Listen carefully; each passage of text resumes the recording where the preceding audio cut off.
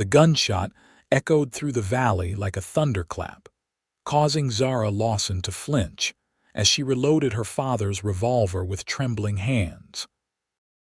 5 years after his murder, she still couldn't shake the image of him lying in a pool of blood on the porch of their family ranch, or forget the men responsible.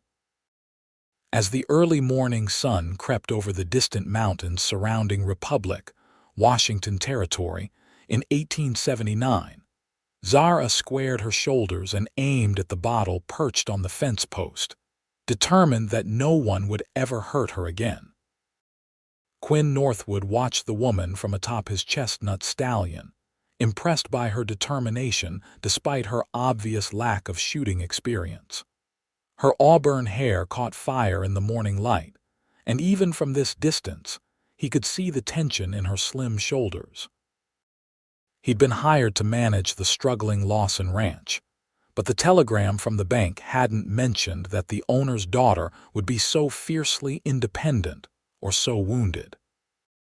"You're gripping too tight," he called out, instantly regretting breaking her concentration when she spun around, the gun now pointed directly at his chest. Zara's emerald eyes narrowed dangerously as she assessed the stranger.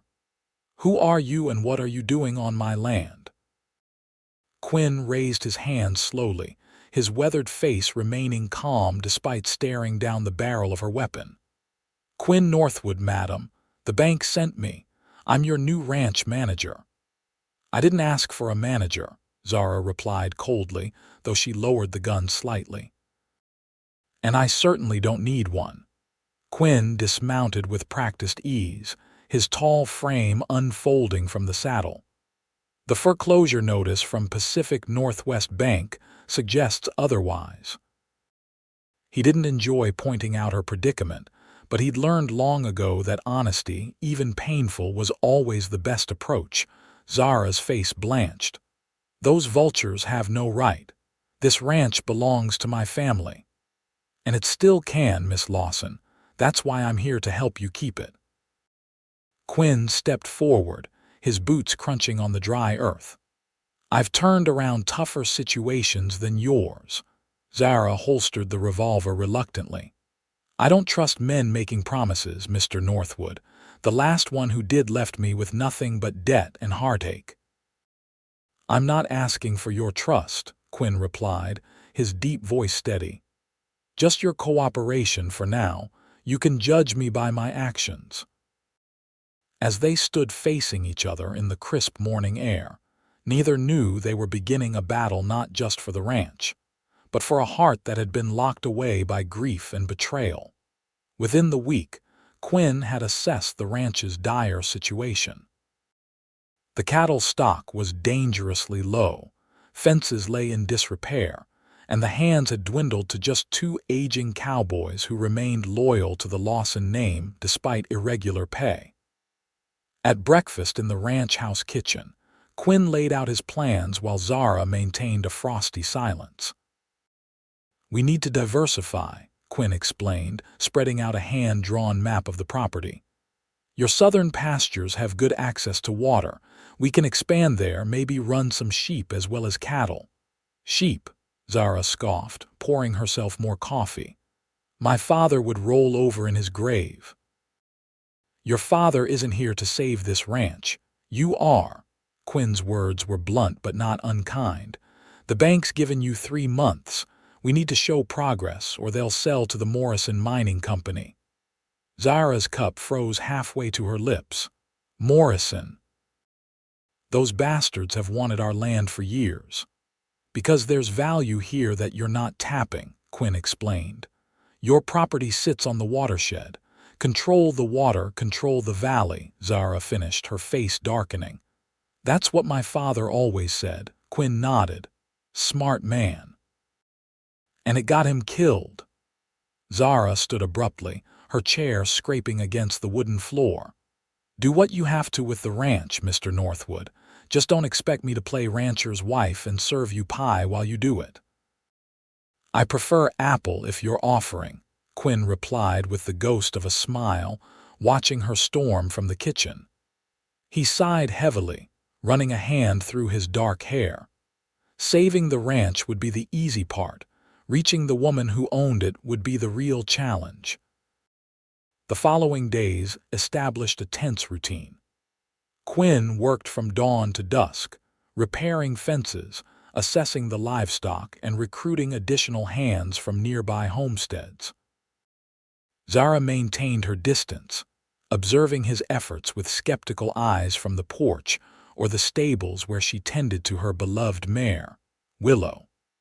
On the first Sunday after his arrival, Quinn rose before the sun as usual, but was surprised to find Zara already in the barn, saddling Willow. "Going somewhere?" he asked, reaching for his own saddle. "Into town for supplies," she answered curtly. "I can manage on my own." Quinn checked his pocket watch. "It's barely 5 in the morning. Stores won't open for hours." Zara's hand stilled on the cinch. "I visit my father's grave on Sundays." Quinn's expression softened. "I'd like to pay my respects as well, if you don't mind the company." She hesitated, clearly uncomfortable with the idea of sharing what had always been a private ritual. "As you wish," she finally relented. The ride to Republic was silent, the morning mist still clinging to the pine trees surrounding the trail. When they reached the small cemetery on the edge of town, Zara dismounted and moved with practiced steps to a simple headstone beneath a sprawling oak tree.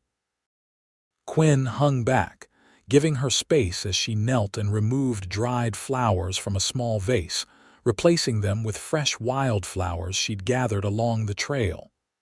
"5 years today," she said softly, not turning around. "They shot him in the back while he was reading on the porch. I found him there when I returned from town." Quinn removed his hat, holding it against his chest. "I'm sorry, Miss Lawson. Morrison's men," she continued, her voice hardening. "Everyone knows it, but no one could prove it. The sheriff was in their pocket." "And your mother?" Quinn asked gently. "Consumption took her 2 years before that." Zara finally stood, brushing dirt from her riding skirt. "I was 17 when she died, 19 when father was murdered. The ranch has been my only constant." Quinn stepped forward, placing a stone on top of the headstone, an old custom his grandfather had taught him. "Then we'll make sure you keep it." For the briefest moment, Zara's expression softened, and Quinn glimpsed the young woman beneath the hardened exterior, vulnerable, lonely, and far too young to have endured such loss. The moment passed quickly as Zara's walls reassembled. "We should check on those fence posts you ordered," she said, turning toward her horse. Quinn followed, knowing better than to push.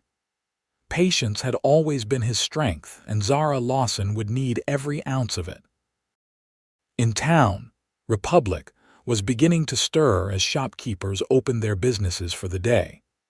The small mining settlement had grown substantially in recent years, with a proper hotel, a Sayer's office, and even a small opera house under construction.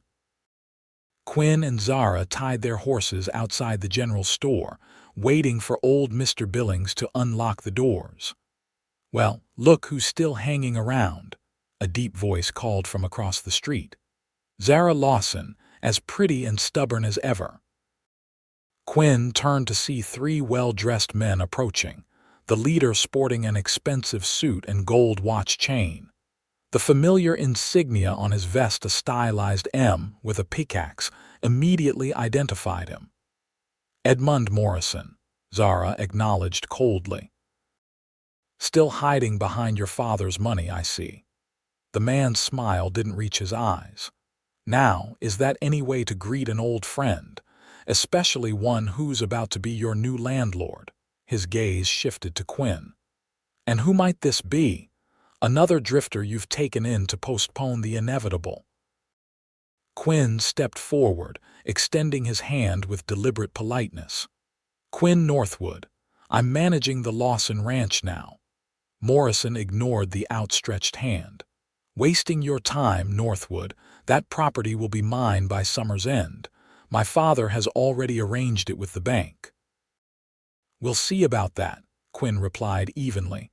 The ranch has potential that's been overlooked. The only potential that land has is the water rights and mineral deposits, Morrison sneered. Something a cowboy wouldn't understand. Zara moved to Quinn's side, her posture rigid. We're not selling, Edmund. Not now, not ever. Morrison's face darkened. Your father made the same mistake, Zara. Being stubborn cost him everything. Don't follow his path. The threat hung in the air like gunsmoke. Quinn placed a subtle hand at the small of Zara's back, feeling her trembling with rage. Good day, gentlemen, Quinn said firmly. We have business to attend to. As they turned toward the store, Morrison called after them. The bank meeting is in 3 weeks, Zara. Better have those back payments ready, or you'll be packing your bags. Inside the store, Zara gripped a shelf until her knuckles turned white. That man's father ordered my father's murder, I know it. Quinn didn't doubt her. He'd encountered the Morrison type before, wealthy men who viewed the law as a tool to be manipulated rather than a code to live by. Tell me everything you know about their operation, he said quietly. As Zara outlined the history between the families, Quinn's mind worked through possibilities. The water rights were indeed valuable, but there was something more to Morrison's determination, something worth killing for. Your father ever mention mineral surveys on your property? Quinn asked. Zara frowned. No, but he was secretive his last few months. Always meeting with a man from Seattle, going over maps. I think it's time we took a closer look at your land, Miss Lawson, Quinn suggested. There might be more value there than cattle and water. For the first time since his arrival, Zara looked at Quinn with something other than suspicion. You really think you can save the ranch? Quinn met her gaze steadily. I intend to try, but I need you working with me, not against me. After a moment's hesitation, Zara nodded. All right, Mr. Northwood, show me what you can do. The following weeks transformed the Lawson Ranch. Quinn hired 6 more hands, repaired the broken windmill that had left the north pastures dry for years, and implemented a strict accounting system that revealed where money had been hemorrhaging. Zara, true to her word, worked alongside him from dawn until dusk, her initial resistance gradually giving way to cautious cooperation. By the 2nd week, they had established a routine of evening meetings in her father's study, reviewing the day's progress and planning for tomorrow. It was during one such meeting that Quinn noticed Zara's exhaustion. You should rest, he suggested, closing the ledger. We've made good progress. Zara shook her head, suppressing a yawn. There's still too much to do. The bank meeting is in 10 days. Quinn studied her in the lamplight. The dark circles under her eyes betrayed nights spent worrying rather than sleeping. You don't have to carry this alone anymore. She looked up, momentarily vulnerable. It's all I've known for 5 years. Well, now you know differently, Quinn replied simply. Get some sleep, Miss Lawson. Tomorrow we're riding to the South Ridge. I want to check something. The next morning dawned clear and cool, perfect for the long ride Quinn had planned. They packed provisions and set out early, Zara leading the way through trails she'd known since childhood. As they climbed in elevation, the valley spread out beneath them, the ranch buildings tiny in the distance. It's beautiful up here, Quinn commented as they paused to rest the horses. Your father chose well when he settled this land. He used to bring me up here when I was little, Zara said, a rare smile softening her features. He'd point to the ranch and say, "That's your kingdom, princess. From the ridgeline to the river, it's all Lawson land." Quinn dismounted, helping Zara down from her saddle. He'd be proud of how you fought for it.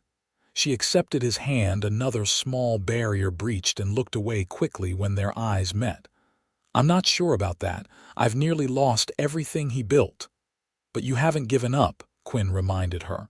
That's what matters. They continued on foot, leading the horses up a steep incline until they reached a rocky outcropping. Quinn pulled a folded paper from his saddlebag, a geological survey map he'd obtained from the land office in Spokane. "Look here," he said, pointing to markings on the map.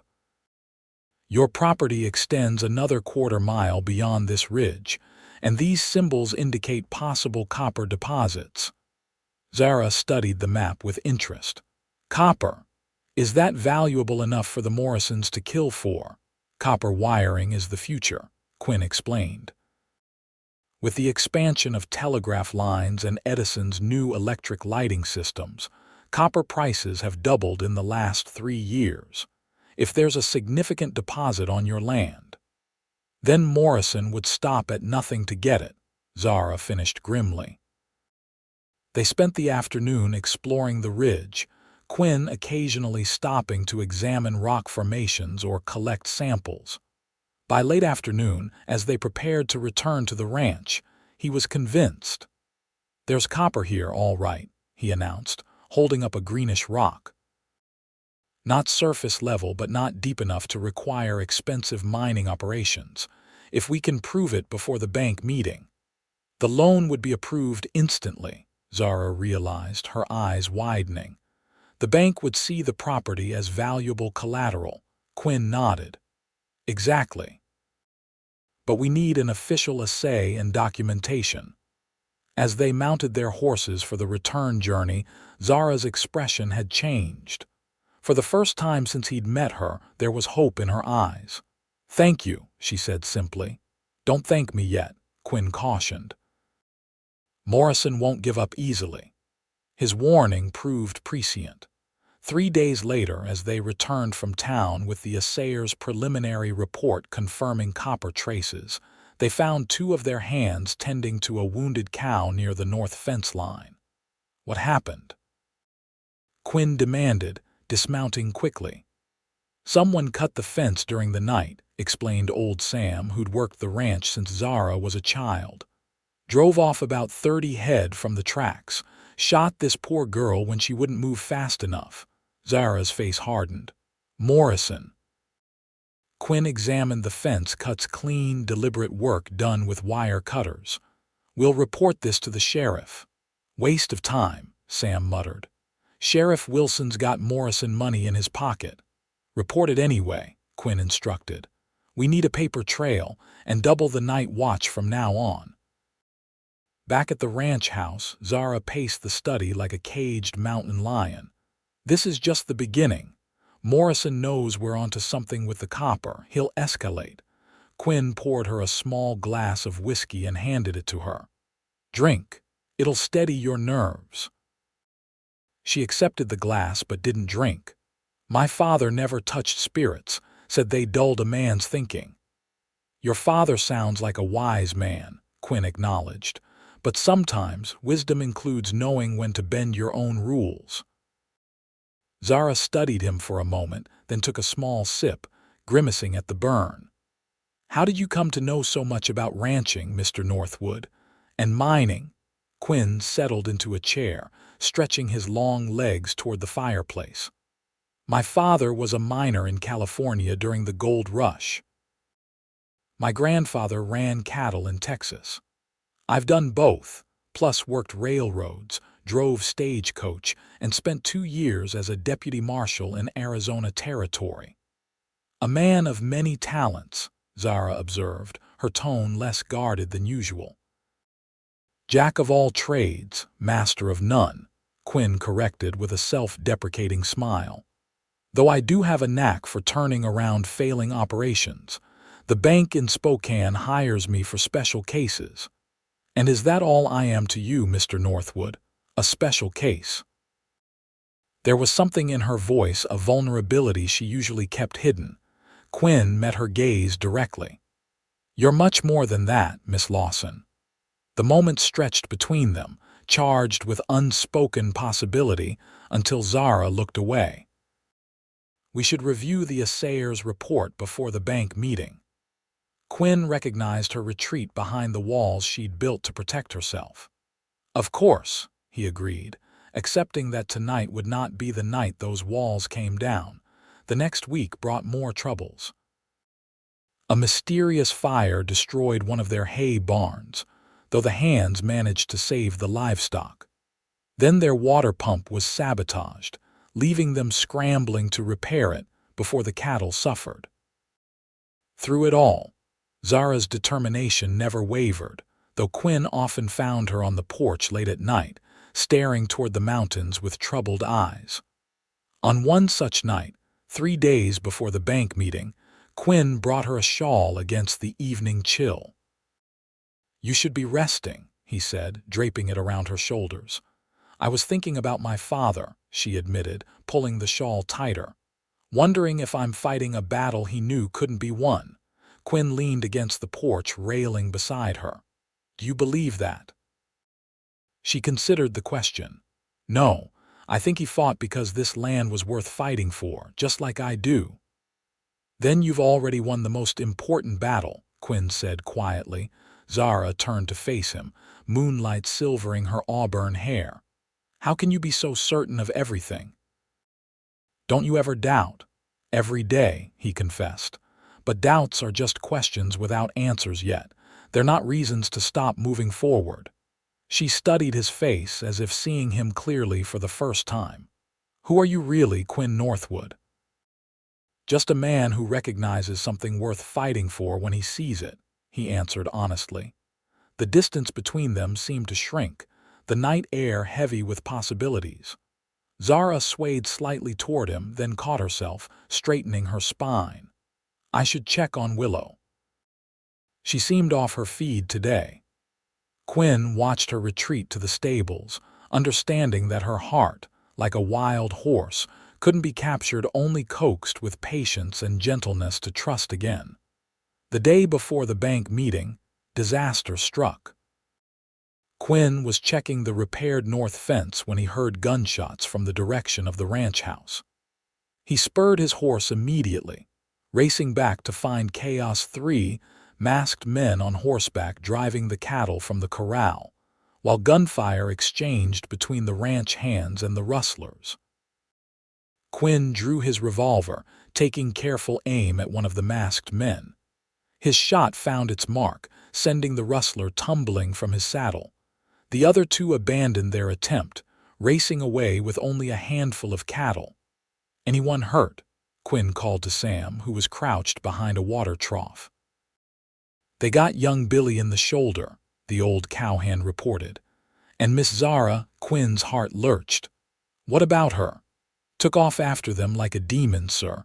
Grabbed her Winchester and rode out before any of us could stop her." Cursing under his breath, Quinn wheeled his horse around and galloped in the direction of the fleeing rustlers, following the dust cloud they'd left behind. He rode hard for 20 minutes before hearing more gunshots ahead. Cresting a small hill, he saw Zara pinned down behind a boulder, exchanging fire with the remaining rustlers who had taken position among some rocks. Quinn dismounted and approached from their flank, moving silently through the underbrush until he had a clear shot. He fired twice in rapid succession, hitting one man in the leg and causing the other to break cover. Zara's rifle cracked, and the second rustler went down clutching his shoulder. "Drop your weapons," Quinn shouted, emerging from cover with his revolver trained on the wounded men. To his relief, they complied, tossing their guns aside with sullen expressions. Quinn quickly secured them with rope from his saddle. "Are you hurt?" he asked Zara, who approached with her rifle still ready. "I'm fine," she answered, though her hands shook slightly. "These are Morrison's men. I recognize them." Quinn pulled the masks from the rustlers' faces, confirming Zara's claim. "We'll take them to the federal marshal in Spokane, not the local sheriff. This goes beyond cattle rustling, it's attempted sabotage of a mining claim." As they secured the prisoners to their horses, Quinn couldn't contain his frustration any longer. "What were you thinking, going after armed men alone? You could have been killed." Zara's eyes flashed. "I was thinking that I'm tired of being a victim." tired of waiting for someone else to fight my battles.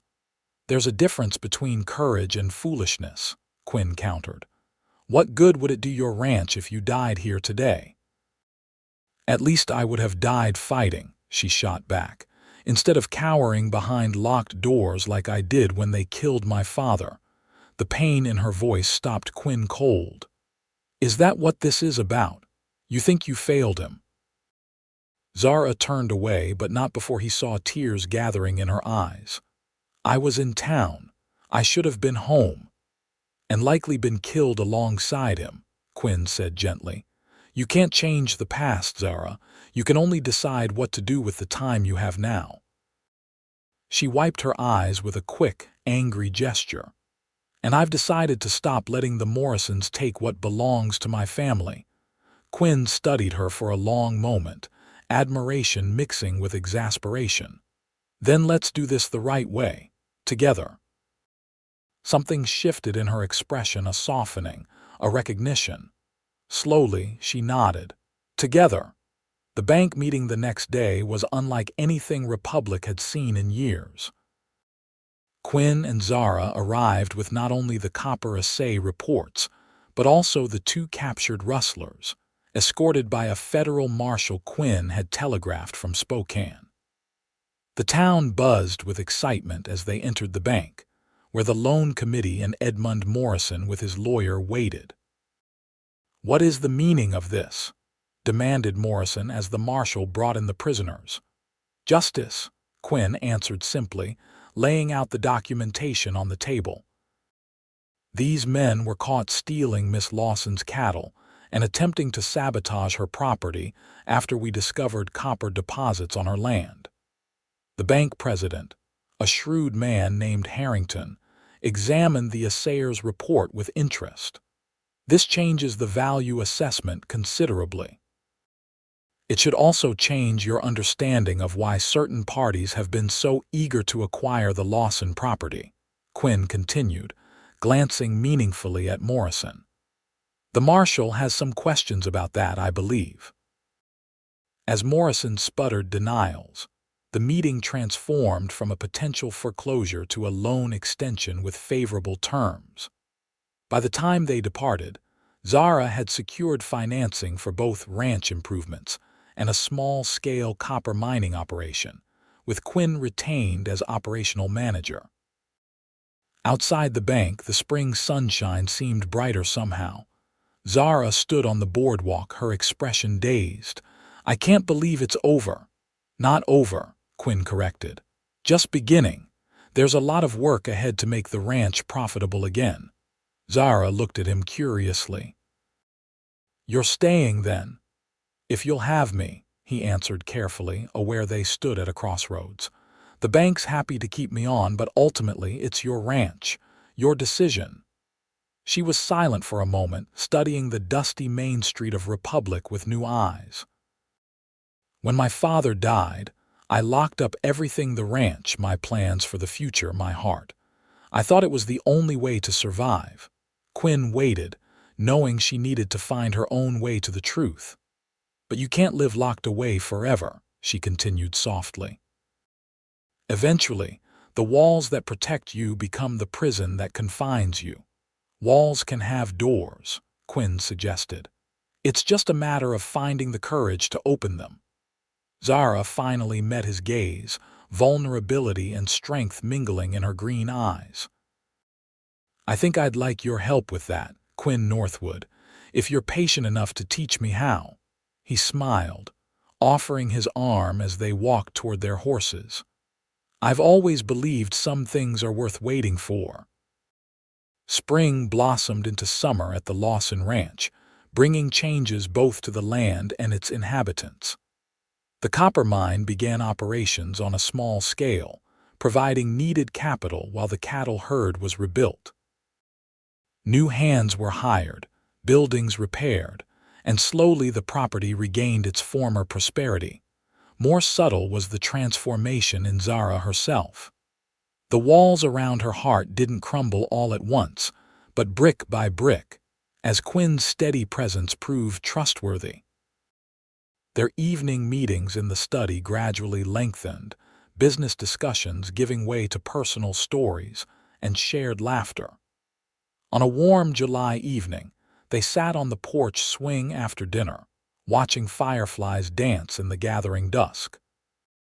Quinn had long since moved from the bunkhouse to a room in the main house, though propriety was carefully maintained with old Mrs. Henderson installed as housekeeper and chaperone. "I received a letter from the marshal today," Zara mentioned, her head resting comfortably against Quinn's shoulder. "The investigation into my father's murder has been reopened. They're questioning John Morrison directly now." "That's good news," Quinn said, his arm draped casually across the back of the swing. "Does it bring you peace?" Zara considered the question. "Not yet, but it's a start." "Knowing the truth matters, even if it can't bring him back." Quinn nodded. In the weeks since the bank meeting, Edmund Morrison had fled to Seattle, while his father faced mounting legal troubles as the rustlers had implicated him in numerous crimes throughout the territory. Justice was slow but advancing. "I've been thinking about something you said," Zara continued, her voice thoughtful. "About walls having doors." "Have you found yours?" Quinn asked, his heart quickening slightly. She turned to face him, moonlight silvering her features. "I think I have. But I'm not sure I remember how to open it after keeping it locked for so long." Quinn reached out, gently tucking a strand of hair behind her ear. "Maybe it doesn't need to be forced. Maybe it just needs the right key." Her eyes searched his face. "And what might that key be, Mr. Northwood?" "Trust," he answered simply. "And perhaps a bit of this." Slowly, giving her every chance to pull away, he leaned forward and pressed his lips to hers. The kiss was gentle, questioning, a whispered promise rather than a demand. When he pulled back, Zara's eyes remained closed for a moment, her expression one of wonder. "I think," she said softly, "that key might work after all." Their courtship progressed with the same patient care Quinn showed in all things. There were setbacks, moments when old fears resurfaced, when Zara retreated behind familiar walls. But each time, Quinn waited, understanding that trust, once broken, could only be rebuilt through consistent proof of reliability. By harvest time, the entire valley knew that the Lawson Ranch had not only survived, but was thriving under their combined leadership. The copper mine proved more valuable than initially expected, and investors from as far as San Francisco expressed interest in partnerships. On a crisp October evening, Quinn took Zara riding to the South Ridge where they had first discovered the copper deposits. A picnic basket was secured to his saddle, and as they reached the overlook, he spread a blanket beneath the golden-leaved aspen trees. "The valley looks different from up here now," Zara observed as they enjoyed the simple meal. "Less threatening somehow." "The valley hasn't changed," Quinn pointed out. "Your perspective has." She smiled, acknowledging the truth in his words. "I used to think happiness was something that happened to other people. After losing my parents, I convinced myself it wasn't meant for me." Quinn reached for her hand. "And now I'm beginning to believe that happiness isn't something that happens to you. It's something you build brick by brick, day by day, like a ranch or a mine or—" She paused, color rising in her cheeks. "A life together." Quinn's heart swelled with emotion. From his pocket, he withdrew a small wooden box, hand-carved with delicate wildflowers. "I've been carrying this for weeks, waiting for the right moment." Zara's eyes widened as he opened it to reveal a ring not ostentatiously large, but exquisitely crafted, with a small copper nugget from their mine set alongside a modest diamond. "Zara Lawson," Quinn said, his deep voice steady despite his nerves. "I came here to save a ranch and found a woman worth waiting for. I don't want to be just your ranch manager anymore. I want to build something more permanent with you, a partnership, a family, a future. Will you marry me?" Tears glistened in Zara's eyes as she looked from the ring to his face. "The walls around my heart," she whispered, "they're gone now. You waited them out just as you promised." "Is that a yes?" Quinn asked, his smile hopeful. Instead of answering, she leaned forward and kissed him, no longer tentative, but with the certainty of a woman who had found her way home after a long journey. When they finally parted, both breathless, she laughed. "Yes, Quinn Northwood. 1,000 times yes." They were married in Republic's new church the following spring, with the entire valley in attendance. John Morrison had been convicted for his role in orchestrating not only the sabotage attempts, but also the murder of Zara's father, bringing closure to the darkest chapter of her life. The Lawson Northwood Ranch, as it came to be known, established itself as one of the most successful operations in the territory. 5 years after Quinn first rode onto her property, Zara sat on the same porch swing, watching their 3-year-old son, James, chasing fireflies in the twilight while she cradled their newborn daughter, Emma, against her shoulder. Quinn emerged from the house, 2 glasses of lemonade in hand. "They're finally asleep," he reported, referring to Zara's younger sister Clara and her husband, who had moved to Republic after their wedding and were visiting for the weekend. "James will be ready for bed soon too," Zara predicted, accepting the lemonade. "All that running has tired him out." Quinn settled beside her, his arm automatically finding its place around her shoulders. "Remember the first time we sat here together? How could I forget? I was still trying to decide if I could trust you or if you were just another threat to my independence." She leaned into his embrace, smiling at the memory. "And now?" he asked, kissing the top of her head. Zara looked out at the prosperous ranch they had built together, at their son playing in the yard, and at the daughter sleeping peacefully in her arms. The copper mine had expanded responsibly, providing jobs for many in Republic, while preserving the natural beauty of the landscape. The Lawson legacy had not only survived but flourished in ways her father could never have imagined. "Now I know that the greatest strength isn't in standing alone," she answered, tilting her face up to his. "It's in choosing who to stand beside." Quinn's kiss was as tender as their first, yet infused with the deeper connection forged through years of partnership. "I would have waited forever," he murmured against her lips.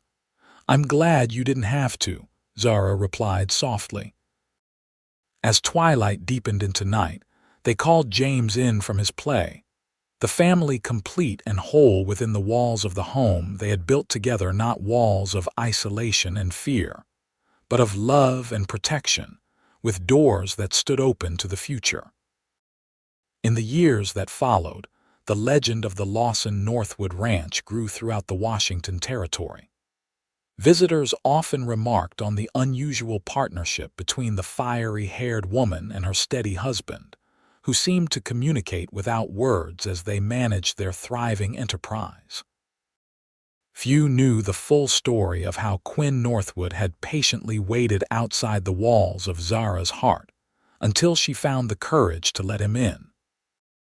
By the turn of the century, their children were grown, James following in his father's footsteps as a skilled rancher, Emma developing her mother's head for business and expanding their mining operations with innovative techniques learned during her studies back east. The copper mine had made them wealthy, but it was the ranch that remained the heart of their enterprise and their family. On their 30th wedding anniversary, as Republic celebrated with a town-wide festival honoring the couple who had helped transform a struggling mining settlement into a prosperous community, Quinn and Zara slipped away for a private ride to the South Ridge, where he had proposed so many years before.